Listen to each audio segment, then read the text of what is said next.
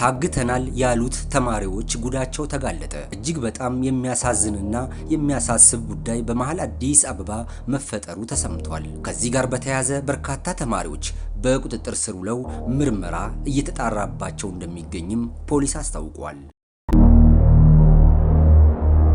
ልጆቻቸው ድንገት ከቤት ወጥተው ያልተመለሱ በመሆኑ ወላጆች ብዙ ቢፈልጓቸውም ሊያገኟቸው አልቻሉም። በወቅቱ ከፍተኛ ጭንቀት ውስጥ ገብተው እያለ አንድ የስልክ ጥሪ ይደርሳቸዋል። ሌላ ፈጽሞ ያልጠበቁትና ግራ የሚያጋባ ነገርም ተነገራቸው። በስልክ የሰሙትን ጉዳይ ፈጽሞ ለማመን ተቸገሩ።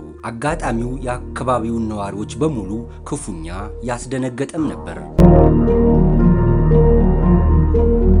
ታዲያ እነዚህ ወላጆች በሰዓቱ ያላቸው ብቸኛ አማራጭ ለሕግ አካላት ማሳወቅ ነበር። ወዲያው ጉዳዩን ለፖሊስ ያመለክታሉ። በመጨረሻ ግን ፖሊስ ባደረገው ብርቱ ክትትል ይህን ውስብስብና ድራማ የሚመስለውን ድብቁን እውነታ አጋለጠ። የታሰበው ነገር ሁሉ ሌላ ሆኖ ክስተቱ በድጋሚ በርካቶችን አስደነገጠ። እንዴት ይህ ሊፈጠር ይችላል? ለካስ ልጆቻችንን አናውቋቸውም ነበር ሲሉ የታጋቾቹ ወላጆች ይጠይቃሉ።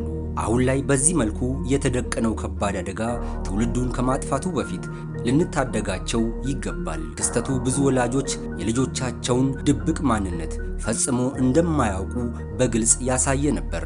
በተለይ ልጆች ያላችሁ ወላጆችና ወጣቶች ይህን ዘገባ እስከ ፍጻሜው በመከታተል ሁሉንም ዜጋ ከዚህ ጥፋት የመጠበቅ ኃላፊነታችሁን ተወጡ እንላለን። በርካታ ወጣቶች ከትምህርት ቤት ቀርተው ያልተገባ ድርጊት ላይ በመገኘታቸው በቁጥጥር ስር መዋላቸውንም ፖሊስ ገልጿል። ለመሆኑ የዚህ ሁሉ መዘዝ ምክንያቱ ምንድን ነው?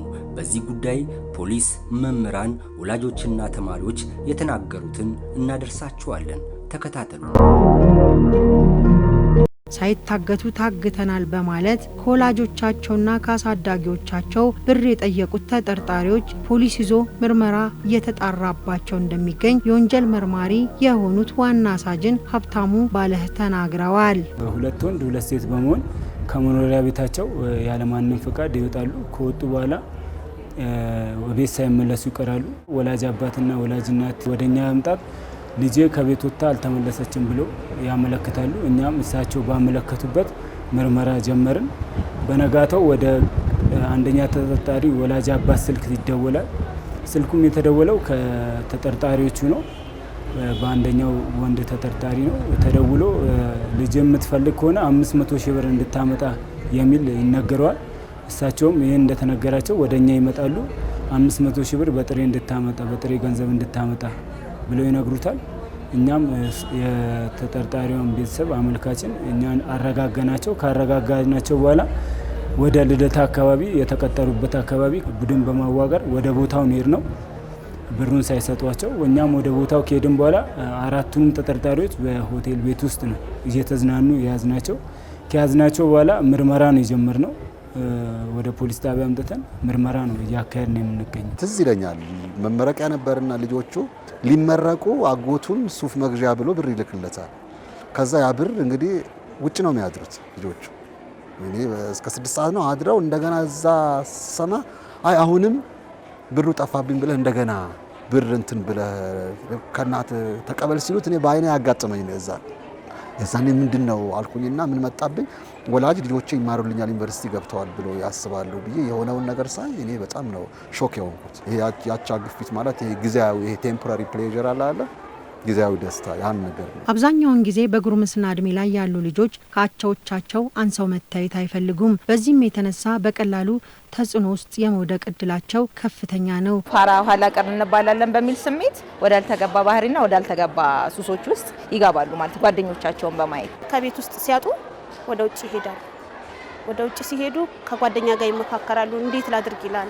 ጓደኛ እርስ በርስ ሲመካከር በነገራችን ላይ ያጠፋልም ያለማልም። ውጭውም ላይ አሁን አንዳንድ አካባቢዎች ላይ በብዛት ልጆች ተሰብስበው አጓጉል ነገር ሲያደርጉ ታያለሽ። አንደኛው ወላጅ ልጁ እንደዛ ሲያደርግ ሲያይ ልጁን መምከር ቢችል ወይ ራቅ ቢያደርገው አካባቢዎች ላይ